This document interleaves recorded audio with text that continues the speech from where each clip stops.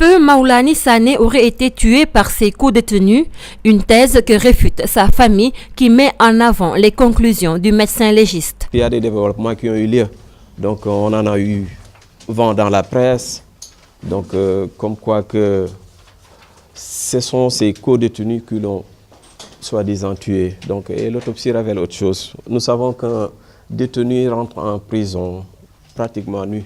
On n'a même pas de ceinture, de bracelet, rien de contondant. Cheikh Maoulani a été brutalisé. L'autopsie est bavarde, formelle. Il a été violenté, brutalisé. Il a été tué. La Ligue sénégalaise des droits de l'homme et la RADDHO qui porte ce combat crie à la torture et exige une enquête impartiale. Aujourd'hui, on nous parle d'un crime qui aurait été commis par les co-détenus, alors que l'administration pénitentiaire a compétence pour constater toute infraction qui est commise dans ces locaux. Si tel était le cas, pourquoi l'administration pénitentiaire n'a-t-elle pas constaté dès le départ? En l'espace de 2 mois, nous sommes saisis de 4 cas de torture dans des conditions qui frisent l'inimaginable.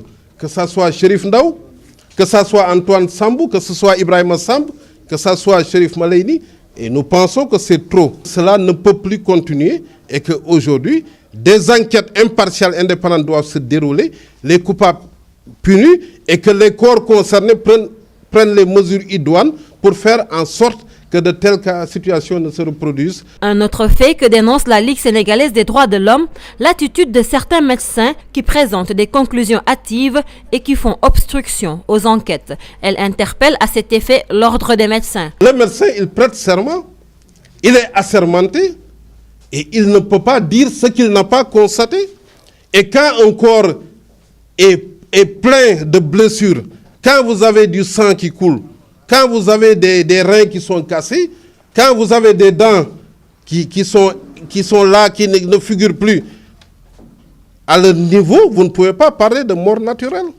Et malheureusement, aujourd'hui, certains médecins prennent la responsabilité dans des circonstances de cette nature de parler de mort naturelle. Et c'est pourquoi nous avons interpellé le procureur de la République et l'ordre des médecins également, qui doit aujourd'hui veiller au respect de la déontologie, de l'éthique, de la morale au niveau de cette profession. On avance des thèses tendant à écarter toute enquête judiciaire et il faut également poursuivre pour faux, usage de faux et tentative d'obstruction à la manifestation de la vérité. Beaucoup de cas de décès et d'accidents sont survenus lors d'arrestations et interrogatoires. La RADDHO et la Ligue sénégalaise des droits de l'homme lancent un appel à la justice sénégalaise pour l'autosaisine immédiate du procureur dans des cas de bavure.